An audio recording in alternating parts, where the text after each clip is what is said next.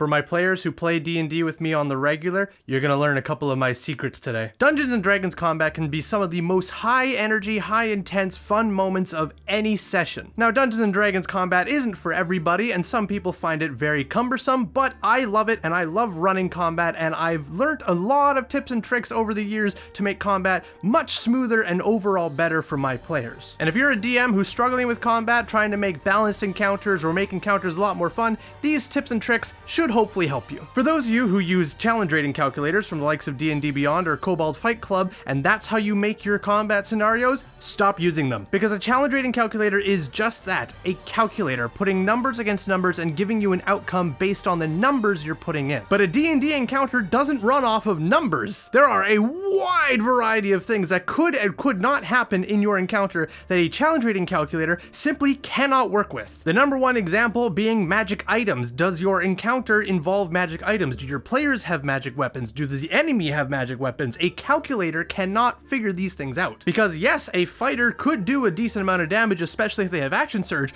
but if they've got a really fucking awesome +3 magic weapon as well, your challenge rating calculator isn't going to work with that. So my first tip I would say is, if you were relying on challenge rating calculators, only use them for levels 1 to 5, and even at those levels, only use them as a reference and not a rule. The second tip is, do not get married to your encounters. Encounters have to be malleable and adaptable even while they're happening. Once you've designed an encounter and you feel very good about it, and the encounter starts and you realize, oh shit, my players are going to absolutely steamroll through this encounter, I want this to be a bigger event.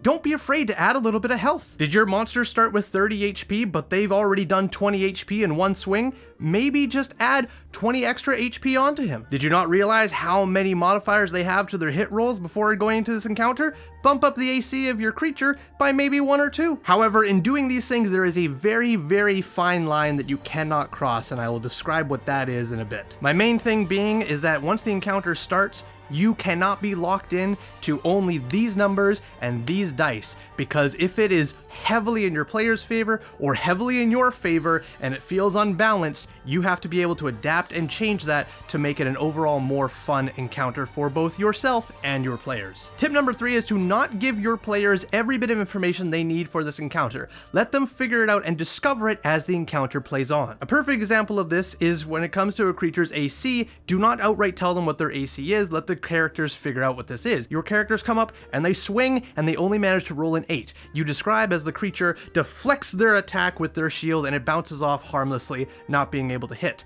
Your characters now know that the AC is well and above an 8. Your next character comes in with their attack and they fling a spell and they roll an 18. That is very well above the AC, so you say it smucks them without any resistance whatsoever. Now your characters know that the AC is somewhere between the 8 and the 18 range. So let's say that your creature has an AC of 14. Your next attack from a player, they go ahead and they roll a 13, which is just below the minimum AC they need to hit. You would then say that the 13 just misses. This will then tell your characters that a 13 is just below what they need, and they now have discovered that the AC for your encounter is 14. Same thing would be if they roll exactly 14. You could say that the 14 just hits. So as the encounter plays out, your characters are able to narrow down the AC without you just outright telling them at the start of the encounter, this creature has this much health and this AC. Sure, they have more information going into it, but it's not as fun as if they were to discover it and learn it as the encounter plays on. Now, this next tip talks a little bit more about the tip I have mentioned before about adjusting the encounter on the fly.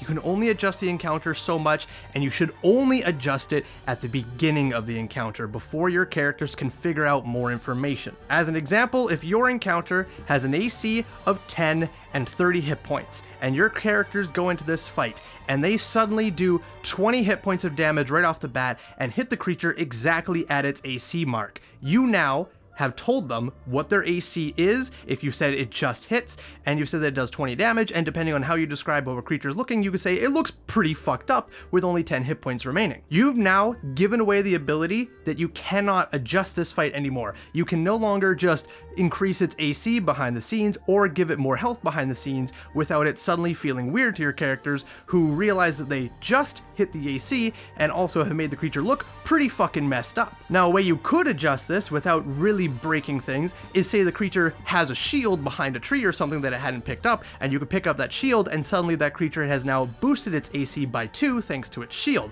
That would be a very organic way to increase that AC. Or as well, you could suddenly give the creature a potion of healing that on its turn it takes out, uncorks it, downs it, and gains a little bit more HP back. I actually highly recommend that last one, especially for intelligent creatures, because your party will constantly be using healing spells and downing healing potions, and man will they get fucking angry when their enemy does it too. The last tip I recommend is to be very, very aware of the action economy. If you don't know what the action economy is, it basically means that when you're getting into an encounter, it usually favors the side that takes the most actions. If you have 4 characters going against 1 NPC, even if that NPC is super strong and super powerful, it only has 1 action on its turn. Your characters have 4, and if they have a fighter, they've possibly even got more if it's got action surge readily available. And there are 2 primary ways to balance out the action economy so it doesn't heavily favor one side or the other. My favorite way of doing it is to give pretty powerful NPCs, or at least important NPCs, legendary actions. Legendary actions are actions that a creature can take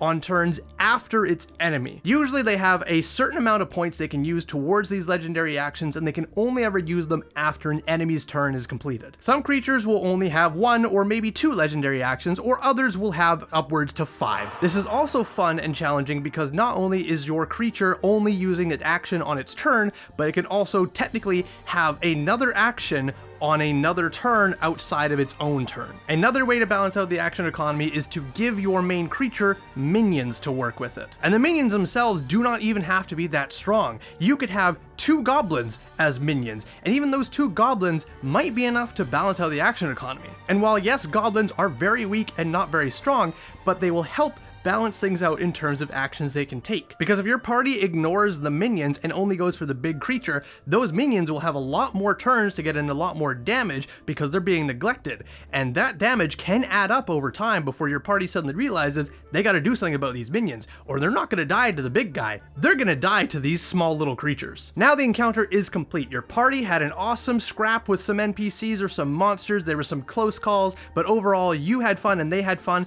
and now they're gonna dive into the dungeon with some complex puzzles and traps and cool, interesting ideas. But how do you know that it's going to work for your party? Well, I recommend checking out this video where I go all through how to make a very well-tailored dungeon for the party that you have and the characters that they're playing. Thank you very much to my patrons for helping support me in this channel's growth, and I will see you guys all in the next video. Skål!